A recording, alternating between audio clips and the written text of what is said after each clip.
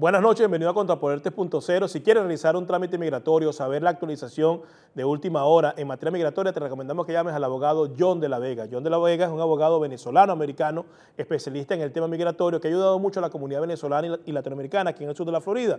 Así que si quieres saber lo que está pasando en materia migratoria, llama al abogado John de la Vega al teléfono que se encuentra en pantalla o en su defecto escríbele al correo electrónico que también se encuentra en pantalla. Hoy estaremos hablando de cómo se debilita el piso militar de Maduro en Venezuela. Contrapoder3.0 comienza ya. Este programa es presentado por John de la Vega, abogado de inmigración.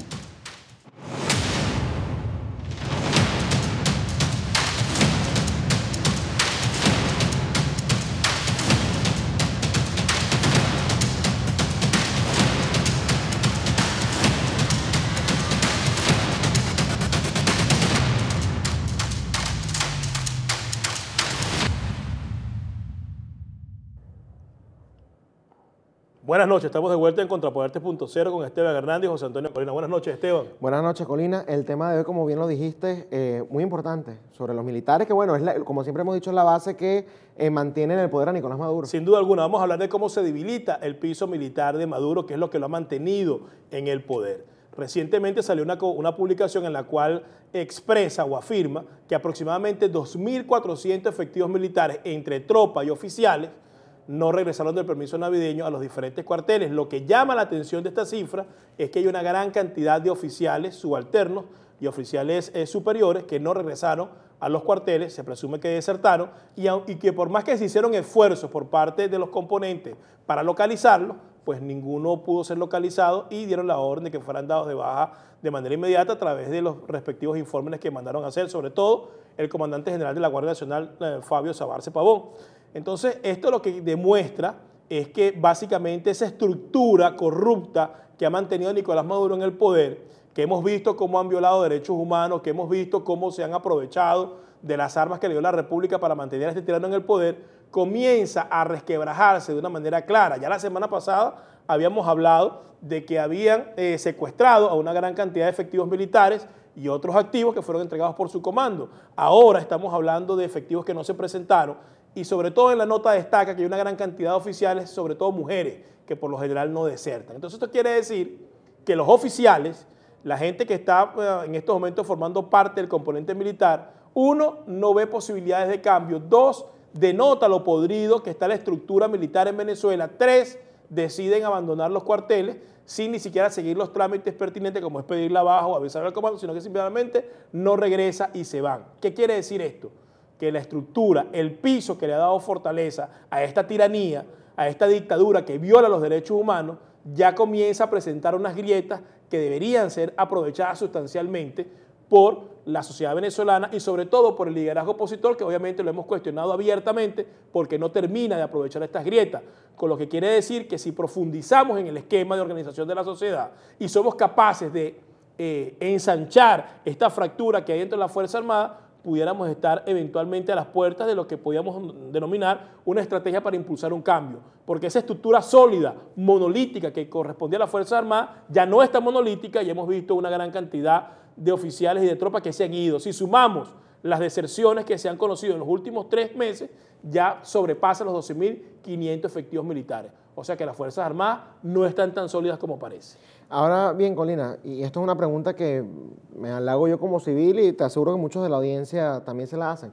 ¿Por qué si son, hablaste de 2.500, ¿no? 2.500 efectivos, más bueno, sumas todos los que están afuera y todo eso que ya conocemos, ¿por qué no deciden, en vez de desertar, más bien tomar acciones en contra del régimen? ¿A qué lectura tú le das a eso? Bueno, una lectura muy sencilla. Lamentablemente las Fuerzas Armadas tienen una estructura piramidal donde está la obediencia, el respeto y la subordinación. Desde que entras a la Fuerza Armada Nacional siempre estás llamado o has sido formado para seguir a un liderazgo. Claro. Lo que está pasando aquí es que no ven liderazgo de la cúpula militar, no ven liderazgo en el estamento político civil de la oposición. Entonces, ¿qué hacen los cuadros medios y los cuadros superiores? Se van porque no tienen, pues, ¿a quién responder? A quién seguir, sobre el cual reagruparse. Y esto lo que denota, esta deserción masiva, lo que denota, aparte del debilitamiento de la Fuerza Armada, es la falta de liderazgo del componente militar y del componente civil en Venezuela. Que por cierto, esto es algo que siempre hemos hablado, que ha habido una falta de comunicación enorme, bien sea por ignorancia, por conveniencia, por lo que sea que esté detrás de esto, con el sector militar. Más bien siempre ha habido una especie de tratar de desprestigiarlos a todos, de meterlos a todos en el mismo paquete, y evidentemente, ¿qué es lo que hace eso? Aleja a los que eventualmente pudieran tomar algún tipo de acción. Sumado a eso, bueno, todo lo que ya conocimos el año pasado. Y hay otras cosas que se están viendo, que cuando tú comienzas a ver que la Fuerza Armada comienza a depredarse a sí misma, porque yo nunca había visto que fueran a buscar la policía política y un comando entregara a un oficial a la policía política. Eso no hubiese ocurrido nunca en el pasado. Eso está ocurriendo en este momento. Entonces, si tú sumas el nivel de encarcelamiento, de persecución y de deserción, quiere decir que la Fuerza Armada no está tan sólida como la gente cree, y yo pienso que es un elemento que hay que analizar, que hay que profundizar y que hay que aprovechar para salir de esta tiranía. No, totalmente de acuerdo. De hecho, siempre le hemos dicho que, digamos, ya un régimen, una tiranía que se mantiene por la fuerza, ¿cuál es la única manera de sacarlo? Es por la fuerza. Esto no va a ser con otros métodos tradicionales de la democracia. Sin embargo, bueno, es lamentable que viendo que esta estructura no está tan sólida como ellos te la quieren vender, y como muchos además nos hemos creído, ¿no? Porque siempre hemos dicho eso también, que es que los militares son el principal sustento de Nicolás Maduro, pero precisamente si está tan resquebrajado, ¿por qué no hemos sido capaces de aprovechar esta situación? Evidentemente acá hay lo que tú dijiste, falta de liderazgo. Lo dijiste muy bien al principio. No hay comunicación entre el liderazgo político y el estamento militar, y lo que hay es una descalificación constante. No tienen los puentes necesarios para tener interlocutores válidos que puedan en cierto momento capitalizar ese descontento. Pero yo pienso que hay que trabajar en ello. No, totalmente de acuerdo. La verdad que es muy necesario. Además, los que queremos la libertad de Venezuela tenemos que entender realmente por dónde es la salida y entender con quiénes contamos y con quiénes no. Así de sencillo. En vez de andarle abriendo los brazos a gente que evidentemente sí tiene negocios con el régimen, gente que evidentemente forma parte de ello y que forman parte de la destrucción y por lo tanto no pueden formar parte de la construcción, evidentemente habría que buscar más bien enlaces con este tipo de personas que, bueno, si se están yendo es por algo como tú bien dijiste. Bueno, en el futuro. Ahora bien, por supuesto no podemos irnos, no podemos dejar de hablar del borrego del día. Definimos como borrego que a la persona sin criterio, como siempre también decimos, a esa persona que lo que hace es seguir lineamientos ciegamente. Y bueno, tenemos a un personaje especial, un personaje bastante conocido, y que por borrego es que precisamente le pasó lo que le sucedió hace unos días, que lo estamos publicando en las redes de Contrapoder. Vamos a ver de quién se trata. Hoy del sacerdote del vicario, con la bendición de la Virgen de Consolación y el Santo Cristo la Grita, estoy seguro que esta feria va a ser la feria de la unidad, de la concordia, de la tranquilidad, de la felicidad. Así queremos. 2020 de alegría, 2020. Bueno, se trata de Freddy Bernal, ¿no? Como él habla, Freddy Bernal, que todo el mundo lo conoce, es el líder principal de los colectivos, un malandro, una persona bastante peligrosa, un criminal que, bueno, anda libre en las calles de Venezuela sembrando el terror y además con, digamos, bastante influencia política. ¿Qué es lo que vemos en este video? Que, bueno, precisamente por ser un agente del régimen, la gente lo abuchea, la gente le dice fuera, fuera, ellos tratan de maquillarlo con aplausos, date cuenta que mientras están gritando, entonces hay gente ahí aplaudiendo como para tratar de opacarlo y creer que es que lo están celebrando, sin embargo se escucha claramente cuando le dicen fuera, fuera. Esto llama la atención, Colina, porque él está ahí, digamos, bastante libre. Sí, lo que pasa es que ahí lo que hay que destacar, eso fue durante el inicio o la inauguración de la Vuelta al Táchira, él estaba dirigiendo unas palabras y la gente comenzó a pitarlo. Freddy Bernal, que obviamente, como lo dijo Esteban, es el líder de los colectivos, el que los estructuró, el que los comanda.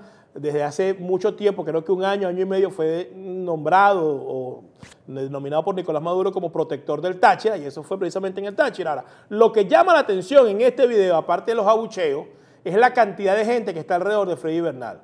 ¿Ustedes se imaginan que esa gente se le vaya encima a Freddy Bernal con los pocos guardias que tiene ahí? Bueno, yo creo que sería bastante difícil para él poderse defender. Entonces viene la otra parte.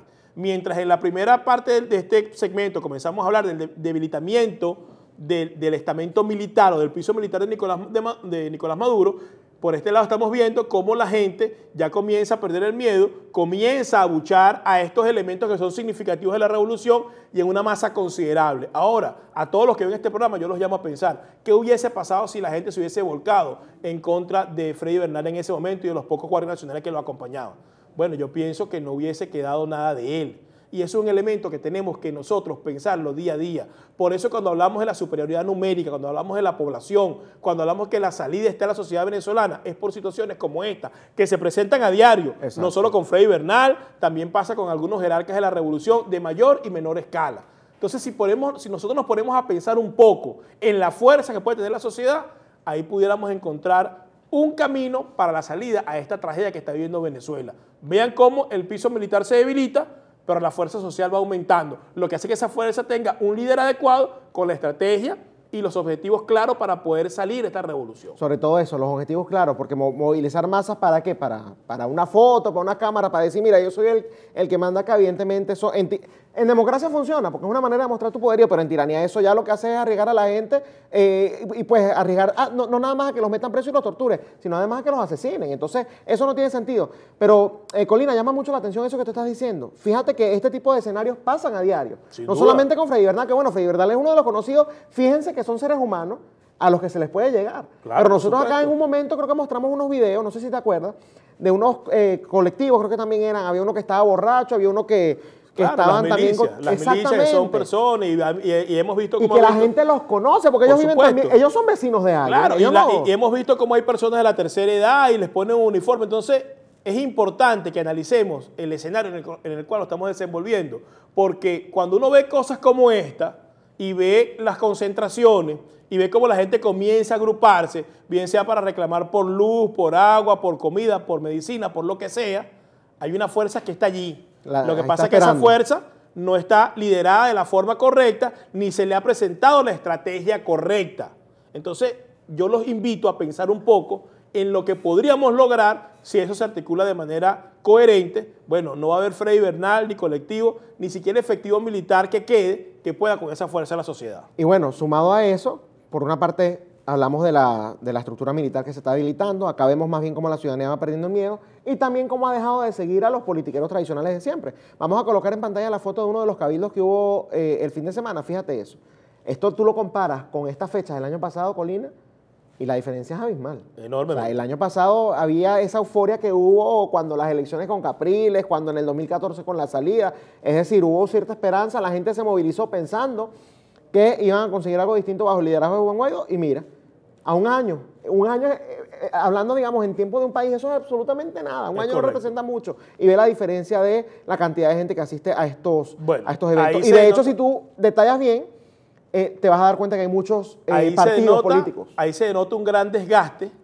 Esto fue en la asamblea, en el Cabildo Abierto que se realizó en Montalbán, donde estaba la Junta Directiva de la Asamblea Nacional. Para los que estuvieron allí, habían aproximadamente unas 150 o 200 personas que, dado el momento político, no es absolutamente representativo. Lo que dice Esteban es muy cierto, no hay la euforia, se nota el desgaste. Quiere decir que lo que ha dicho Meganálisis es cierto, hay una figura que ya no tiene el mismo arrastre que antes y hay una sociedad que ya no cree en ese tipo de liderazgo. Entonces, es allí donde nuevamente volvemos a hacer énfasis en dónde puede estar la solución a los problemas que tiene Venezuela, en la sociedad, pero con un liderazgo adecuado. No este tipo de liderazgo donde la gente básicamente va a escuchar más de lo mismo, más promesas que nunca se cumplen. En algunos casos van y ni siquiera hay discursos, sino que la gente va y comienza a hablar entre ellos porque nadie les dice qué es lo que tiene que hacer, y es allí donde se pierde el esfuerzo de la fuerza social, de la masa como tal. Se diluye. ¿Por qué? Porque no hay nadie quien lo pueda guiar. Entonces, lo correcto en este momento, donde una de las patas del régimen se resquebraja con contundencia, que es el estamento militar, y donde la otra pata, donde más o menos se sostenía, la ha perdido por completo, que es la calle, es donde hace falta un liderazgo coherente, capaz de organizar, capaz de movilizar, capaz de comprometer y capaz de presionar hasta lograr la factura. Y es allí donde yo insisto, debemos hacer énfasis, porque la fuerza social es necesaria para derrocar esta tiranía. Y hemos visto una sociedad que tiene ganas, es una sociedad que se moviliza, que ya no cree en el liderazgo mesiánico, ni cree en las promesas que no le han cumplido, que está buscando algo más. Lo que hace falta es que ese algo más aparezca. Correcto. De hecho, el liderazgo comprometido. Esa yo creo que es la palabra clave, comprometido con eso que estamos hablando, los objetivos claros. Y bueno, en ese mismo discurso, si mal no recuerdo, Juan Guaidó habló de un tema que ha causado bastante polémica, por lo menos en las redes sociales, que él habló de una recuperación de Telesur, de esa cadena pues izquierdista en Latinoamérica, que al final es un medio de propaganda, ¿no? Para todos estos regímenes, que bueno, ha perdido bastante terreno con el tema de Ecuador, propaganda de espionaje, para que sepa. Propaganda y espionaje. Bueno, como todos los lunes, se hace una encuesta en la cuenta oficial de Contrapoder, en la cuenta de Twitter, que es Contrapoder 3-0. Vamos a colocarla en pantalla. Es sobre ese tema precisamente porque, como dije, ha generado mucha polémica y es la siguiente. ¿Considero está importante la recuperación de Telesur por parte de Juan Guaidó? Solo dos opciones, sí o no. Va a estar fijada en el perfil de Contrapoder 3 piso 0 hasta el día miércoles para que usted tenga chance de votar. Ya han votado 1.700 personas.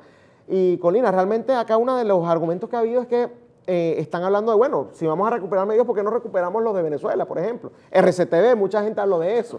Es lógico, porque no lo van a recuperar tanto de Venezuela, porque no tienen la fuerza para eso. Exactamente. No hay fuerza para recuperar ningún medio en Venezuela que los tiene tomados y secuestrados el régimen. ¿Por qué se van a Telesur? Una razón muy sencilla. Telesur tiene sede en algunos países que en este momento hay gobernantes que reconocen a Juan Guaidó y que no les cuesta absolutamente nada sacar lo que tienen allí y entregarle la señal, entregarle la infraestructura y los equipos a Juan Guaidó de una manera de elevarle un poco la popularidad. Ahora, ¿por qué no pueden tomar Venezuela de televisión? Bueno, pues tendrías que meter una marcha y contar con una fuerza armada que fuera esa de estos tipos. ¿La tienen? No la tiene. ¿Por qué no pueden tomar RCTV? Pues bueno, exactamente por lo mismo. ¿Y por qué no pueden devolverle la libertad a los medios de comunicación en Venezuela? Porque no hay fuerza para ello.